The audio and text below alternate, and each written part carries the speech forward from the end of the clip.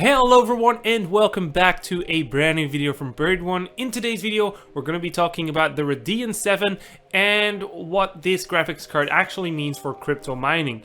Because I actually made a few posts about it already, but in theory this graphics card is almost the ultimate graphics card to buy for mining.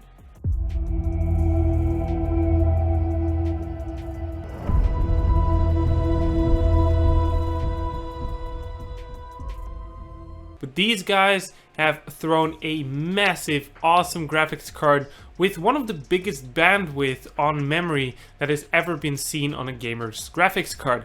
So what can we expect from this thing? Well, actually some pretty amazing results. So what I'm going to be sharing today with you guys is my personal GPU database where I calculate the hash rate, the theoretical maximum hash rate for Ethereum along on your graphics card's memory bandwidth. Oh man, it's so hard to say that all the time. Okay, so first of all, this is an amazing graphics card that AMD has put out. It's a 7nm architecture graphics card. So actually what you could do is just fit more transistors on a same size chip, and the power consumption for some reason is still 300 watts on the card. So maybe this is pretty weird. I don't know, normally it should be more efficient than a 12nm graphics card, but apparently with the same amount of transistors, they are still very, very power hungry. So what I think that is actually the power hungry part of this graphics card is the huge amount of HBM2 memory they put on it. And HBM2 memory is really known for heating up a lot and losing performance this way. Well, maybe this is going to matter on the mining hash rates as well, but let's have a better look at how much the theoretical mining hash rate on Ethereum will be on this graphics card. Okay, so what I've built in the past year is a calculation to measure the exact theoretical maximum hash rate of graphics cards along with their memory bandwidth. So for example, there's a few graphics cards that really, I don't know, are right on the spot, and then you have graphics cards that are actually a little bit below because something is wrong with the timings on the graphics cards.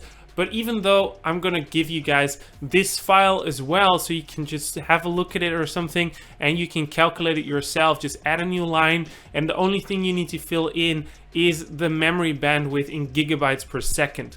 So this is a very accurate calculation, to be honest, because if you remember the moment when I was actually announcing Vega 56s and Vega 64s, we estimated like a 70-80 megahashes per second because people were leaking this on the internet. And after that mistake, I actually started looking for a real formula to see the exact hash rate. So I recalculated actually everything, and some are really close. For example, if you take the GTX 1070, you literally have 32 megahashes per second. That is exactly how it is. The next one, the GTX 1080, is exactly 40 megahashes per second.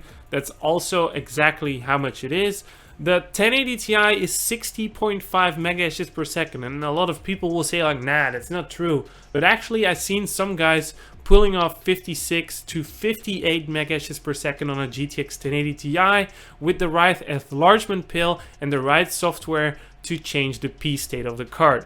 So we also have, for example, the Titan V that comes at a 81.6 megahashes per second with its theoretical maximum hash rate. And also here, we are actually right on the maximum hash rate you can get out of this Titan V. But one more thing, for example, the Tesla V100, they could reach 112 megahashes per second. So if I want to do some tweakings on these cards again on a live stream, I think I can definitely get them over 100 megahashes per second. But we'll have to see that if it works out. So for example, I calculated the hash rates for the RTX 2070s. It was a little bit overkill. It was 56 megahashes per second. So maybe something is wrong with the drivers still, or we do need to do something special to get them to these hash rates. But for now, it looks like 36 megahashes per second on the 2070. The 2080 is something similar to 40-ish megahashes per second. And a 2080 Ti, I seen it at 58 megahashes per second. So I'm not sure what is going on with those calculations and why it's so wrong. Probably because of the drivers or something inside the graphics card. Maybe the tensor cores, ray tracing cores, I don't know. Something can interfere with the hash rate. So back to the Radeon 7. If you fill this in, I put it all the way on the bottom. It has 16 gigabytes of HBM2 memory. It has 4 modules of 4 gigabyte if I'm correct. And this one has a theoretical mining hash rate of 128 megahashes per second because it has 1024 gigabytes per second. So we're literally looking at 1 terabyte per second memory bandwidth.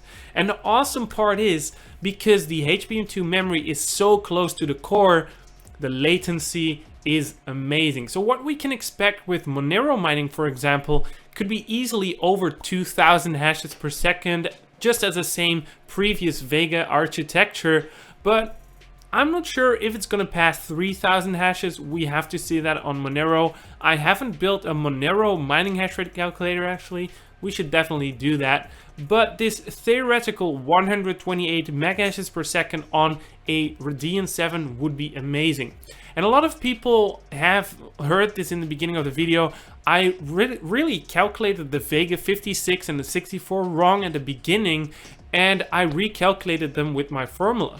So we came to a 51.2 megahashes per second on the Vega Nano and the Vega 56. And 60.48 on the Vega 64. And we all know this is actually, it's not going to be true. We're looking at 42 megahashes on the Vega and about 45 on the 64.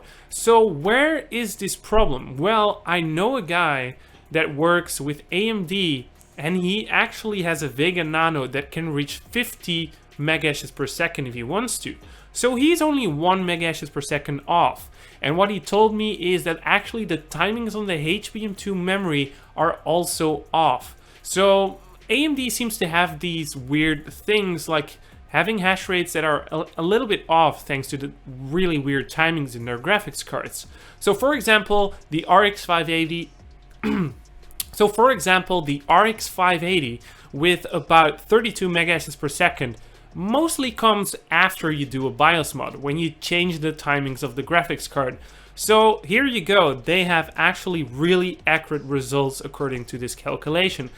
But even though this Vega 64 could reach 51 megahashes per second, well, we're still missing this 8 megahashes per second.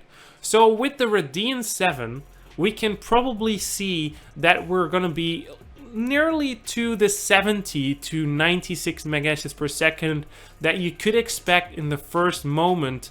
But keep in mind, if this graphics card is really pulling 200 or 300 watts, I'm not sure if it's actually worth it to draw so much power with this amount of hash rate. We have to see that. But for now, hopefully you all enjoyed this video today, and make sure to visit our website. And we're also moving to a new location because I don't really like this place anymore. We're gonna move from this place to this one. This one is going to be our new BuriedONE studio. This is an underground basement. It's gonna be so cool, man, I swear. So what we're gonna do here, I painted the walls, I painted the ceiling, but now we need to do flooring as well. What the fuck is that? Wow, it's amazing. I'm just kidding. Okay, so what we need to do is just install everything. We need to move everything. It's going to take about 10 days to complete everything for sure, and I'm going to post some videos about it for sure and make a nice studio tour for you guys, because one of you guys even asked for it, like, hey, BuriedONE, can you do a studio tour? And that's when I was like, should I do my old one and then my new one? Well, maybe it's a good idea. So hopefully you all enjoyed this video today, and see you guys in the next one.